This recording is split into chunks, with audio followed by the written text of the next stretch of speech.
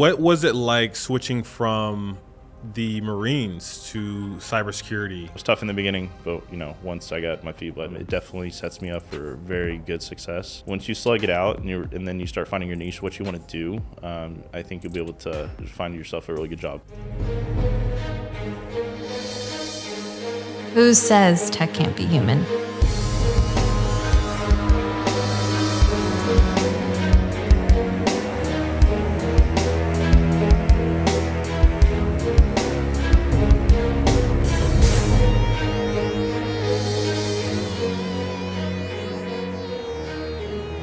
What's going on, Hacker Valley fam? Welcome back to the show. With me, I have a great guest, friend, and someone who's doing something really cool in cybersecurity.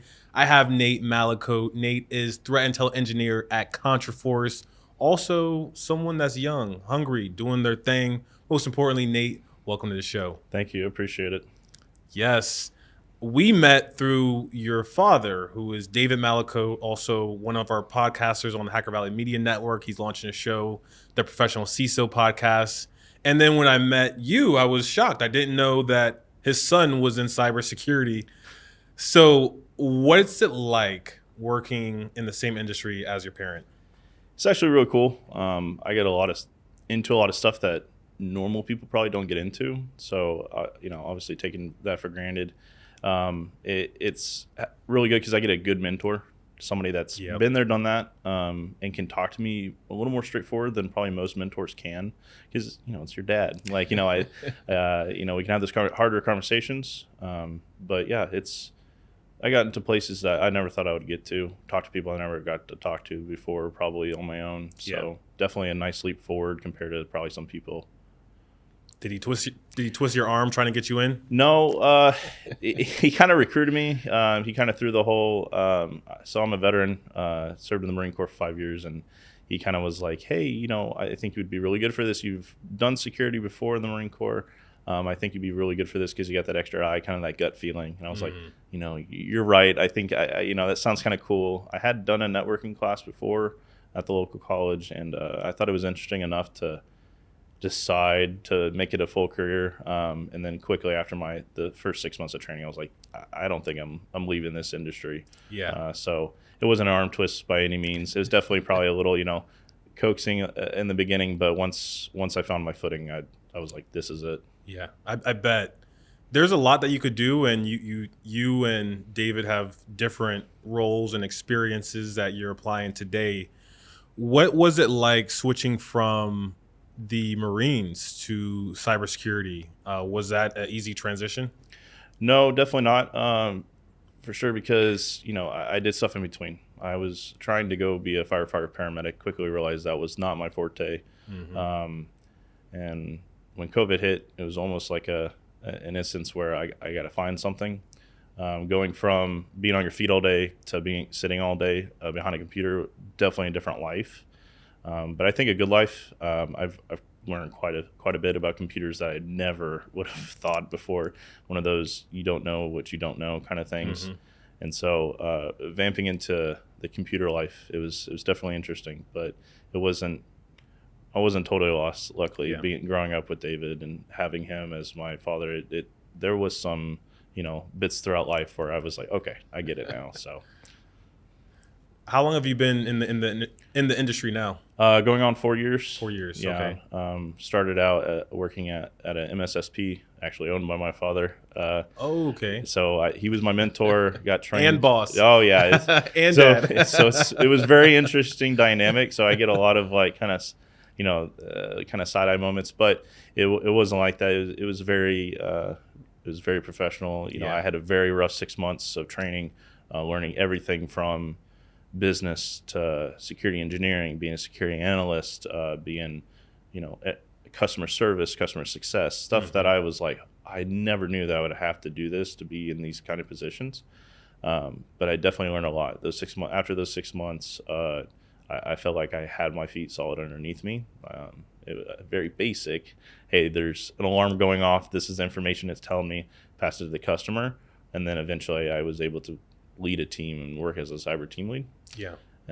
So it definitely was tough in the beginning, but once I got my feet wet, it was definitely worth it. So I bet it was extremely helpful, maybe even frustrating at moments, to work for your dad, getting into the industry. Do you think that it would have been different, your trajectory getting into cybersecurity, if you didn't have David around? like I said before, yeah. I mean, having a mentor like David and having opportunities through David like I do, it definitely sets me up for very good success. Not having that there, actually, I go to the local college, Collin College, just, kind of right down the road. And so I get to talk to the guys and gals that are there trying to bootstrap it essentially, and trying to deal with that and hearing the issues that they have trying to get into the industry. It's crazy because, all these kids are like older people too, because granted there's some people trying to get into cybersecurity because it's such a big industry that we need a lot of people. But, listening to these people talk about how difficult it is putting into 100 applications, not getting anywhere. Yeah. And granted, we have some good teachers at Collin College, but there's some times where we need somebody that's kind of that mentor, kind of that, hey, this is what we're expecting of you guys. Mm-hmm. Granted, I think there is still that gap between, you would try to find a job and it's like, 3 to 5 years of experience. You're like, dude, how am I supposed to get that? Like, there's no way possible. I'm going to school, working my butt off, trying to, make the good grades, to be able to separate myself from everybody else, So working with these kiddos and trying to explain, hey, you got to get out there. You got to go network. You got to go. A good phrase that I heard recently was you got to participate. Well, what does that mean? Well, you got to go out there. You got to go to things like ISA, go to things like CISO XC, and get your face out there. You don't have to chat everybody's ears off, but just go shake some hands and go out there. Now, from the other side, I think some companies need to help fill that gap a little too.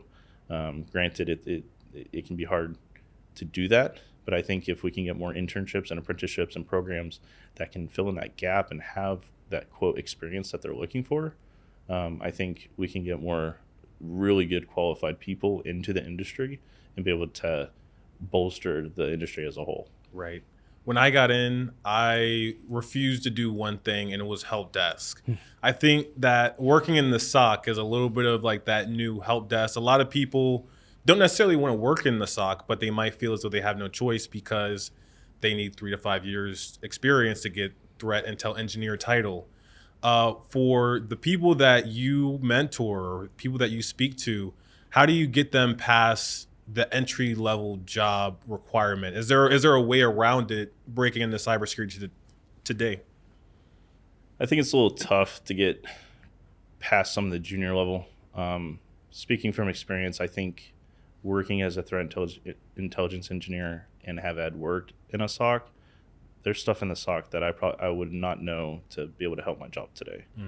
It kind of sucks hearing that, and it's like, oh, I gotta go slug it out. It's like, you'll eventually find your niche where it's like you can get away from that. Now, I was talking to some of my engineers at work, and they're like, yeah, if I didn't have the SOC, I wouldn't, again, be able to do what I did today.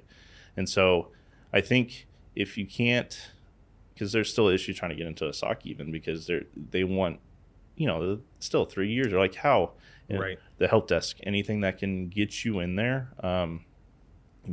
even going back to the SOC analyst thing, like being nights, if it's a 24/7 gig and they got guys at night, dude, volunteer. It's going to suck for a little bit and you're going to be, you're not going to be able to sleep very well. But once you slug it out and then you start finding your niche, what you want to do, I think you'll be able to find yourself a really good job. Plus, you've already built that experience up along with it. So, when you said go out and participate, I think that's the best thing that you could do.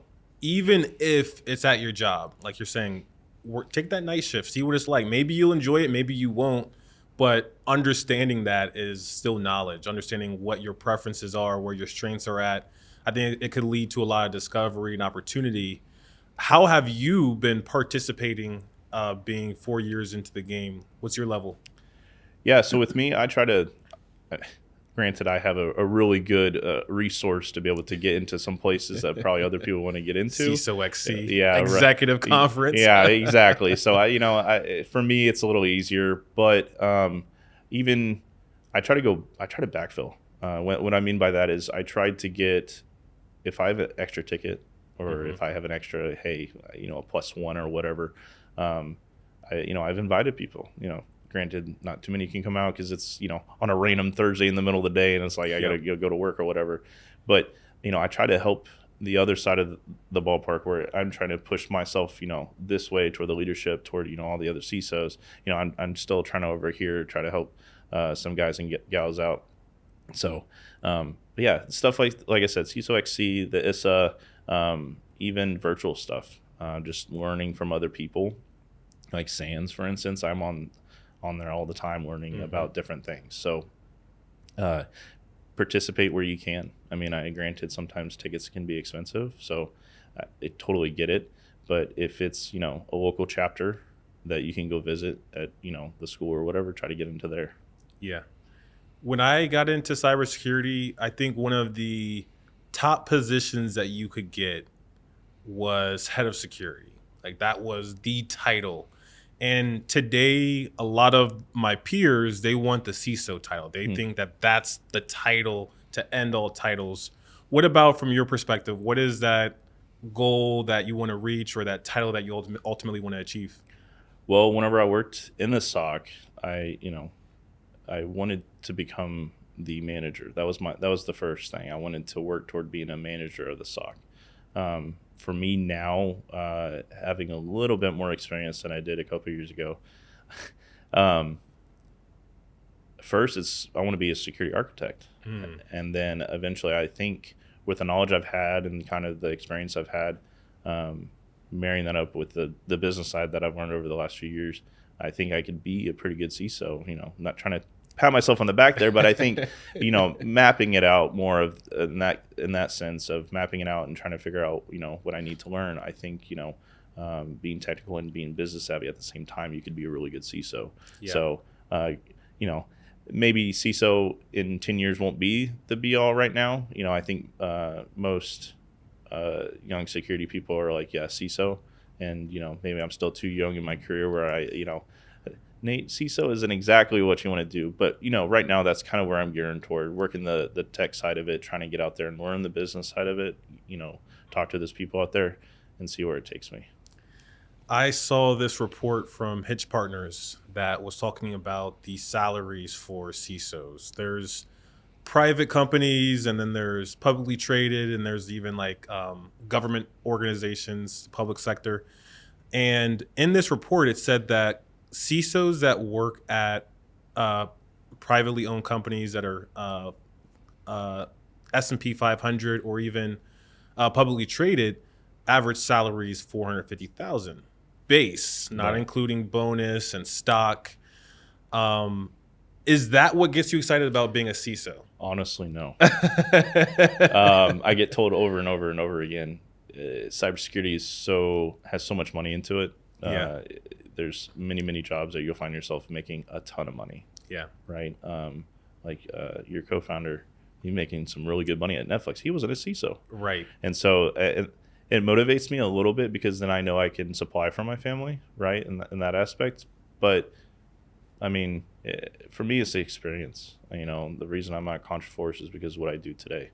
If that takes me to be a leader there, cool. If it takes me to go be a leader somewhere else, that's fine. I mean, I think money draws in a lot of people, and that's okay. I understand. I've eaten the peas and carrots at home and now being comfortable. I want to be even more comfortable. But it doesn't motivate me as much as the experience and what I get to do on a daily basis. I think I rather make decent money loving what I do than make a ton of money hating what I do. Powerful. That's the way to go. That is how you do it.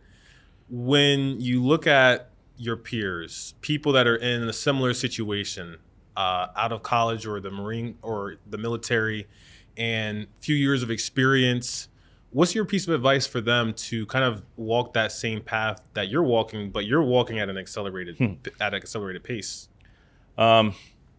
Well, it's probably the hardest thing to do, but I would try to find a mentor. It's very difficult because it takes a lot of time for that person to be a mentor. But if you can find someone and that will maybe give you a fraction of their time, like, again, very special situation I have, but I still think having a mentor helps because you learn some of the things that you don't know that you're supposed to know. Again, participate. Go out to those things, shake hands, introduce yourself. Hey, I'm an expiring security engineer. I want to be a pen tester. I want to be on the red team. Go find those people. Go do your research. Hey, who lives in the area, right? Who might be at this event that I'm going to? Who's some of the vendors at this conference I'm about to be at? And find somebody, put a face to them, and then go introduce yourself to them. These are all the things that I've learned and been taught over the last few years. And I think if you put yourself out there and you are not annoying, but you're persistent. You're persistent, but not annoying. I think you'll be able to find yourself very well.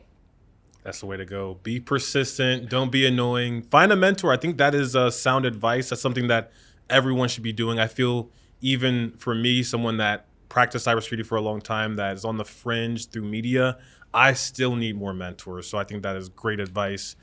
Nate, thank you so much for taking some time out of your busy day to jump on the mics with me. For anyone that wants to stay up to date with Nate, be sure to check out the show notes and description wherever you're listening or watching. And with that, we will see everyone next time.